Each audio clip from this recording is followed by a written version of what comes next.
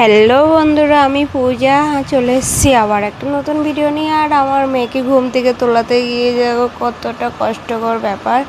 এটা তো আমি অনেকক্ষণ পর ভিডিওটা বানিয়েছি, মানে প্রথমে যে কতটা কষ্ট তখন তো আমি ভিডিওতে ক্যাপচার করতে পারিনি, তখন তো আমার মাথাতে আসেনি ভিডিওটা করব। কিন্তু অনেক কষ্ট করে ওকে ঘুম থেকে তোলাতে হয়, তার মধ্যে মারও খেতে হয়। আর দেখো ওকে আমি রান্নাঘরে নিয়ে গিয়ে ওকে চোখে মুখে জল দিয়ে দিলাম যাতে ঘুমটা ভাঙে, কারণ টিউশন যাবে। তার জন্য আমি অনেকক্ষণ ধরে ওকে ডাকছিলাম, মোটামুটি আধা ঘন্টা ধরে, তাও ও ঘুম থেকে উঠছিল না। তারপরে দেখো ওকে আমি রেডি করিয়ে দিলাম, কারণ ওর হোমওয়ার্কটাও কমপ্লিট হয়নি। তাই আমি বললাম তুই হোমওয়ার্কটা কমপ্লিট কর, আমি তোর জন্য খাবার বানাই। তো আমি ওর জন্য নাস্তা বানিয়েছি, কারণ সেই 2 ঘন্টা পর আসবে বাড়িতে। দেখো হোমওয়ার্ক করছে আর আমি ওর জন্য নাস্তা নিয়ে আসলাম।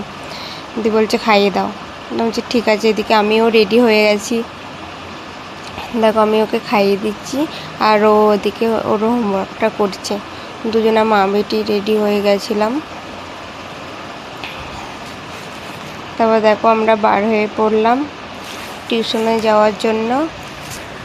আর আমার মেয়ের হাতে হচ্ছে ওটা একটা ফটো ফ্রেম, ওর ফ্রেন্ডের আমার ফোন থেকে অর্ডার দিয়েছিল ওর মা।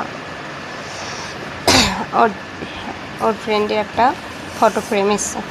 আর আজকের ওয়েদারটা খুবই সুন্দর। আর আমাকে দেখো কেমন লাগছে, ওদের খ্যাপা খ্যাপা লাগছে, কারণ মাথাতে অনেক তেল ডালেন, এরকমই লাগে। আর আজকে ওয়েদারটা সত্যি খুব সুন্দর, ঠান্ডা ফুরফুরে হাওয়া দিচ্ছিলো, আর একটু মেঘলা মেঘলা ওয়েদার ছিল, খুব ভালো লাগছিলো। আর দেখো আমার মেয়েকে দিয়ে চলে এসে দেখছি আকাশের অবস্থা এরকম। আর ঘরে এসে দেখছি কি অবস্থা, মানে অগোছালো টাইপের একটা আর কি, মানে খুব জলদি রেডি হতে হয় যেন স্কুল টিউশন গেলে। তো আর রান্নাঘরের অবস্থা দেখো। তো আমি এগুলো সবই কাজ করে নিই, তারপর তোমাদেরকে দেখাচ্ছি। প্রথমে আমি বালিশের ওয়ারগুলো করে নিলাম, কারণ সব কিছু সার্ফ দিয়েছিলাম। আর বিছানায় চাদর তো আমার রোজই সার্ফ দিতে হয়, আমি দিই, কারণ সারাদিনে একটা ঘরের মধ্যে থাকে, যেহেতু খেলাধুলা করে, তার জন্য বিছানা চাদর ধুলোবালি হয়, তার জন্য আমি কেচে দিই। আবার কিছু খাবার নাবার ফেলে দেয় আমার মেয়ে, যেহেতু ছোটো বাচ্চা আছে। আর এদিকে দেখো আমি সব কিছু কাজ সুন্দর করে কমপ্লিট করে নিয়েছি। সবটা তো ভিডিওতে ক্যাপচার করতে পারিনি, তা দেখো কতটা সুন্দর করতে পেরেছি। সুন্দর করে কিচেনটা, রুমটা সাফ সাফাই করে নিয়েছি। আর এই দেখো আমার ঠাকুর সিংহাসন। আর এদিকে আমি সেলাই করতে বসে পড়েছি, কারণ আমার মেয়ে তো আসবে একটু লেটে, তার জন্য আমি সেলাই করতে লেগে পড়েছি, কারণ টুকিটাকি কিছু কাজে লাগে।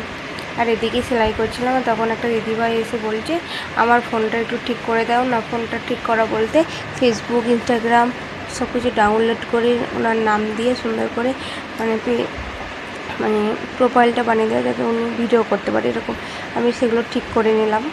তারপরে দেখো বাইরে খুব হাওয়া দিচ্ছিল, তার জন্য আমি বাইরে গেলাম দেখতে।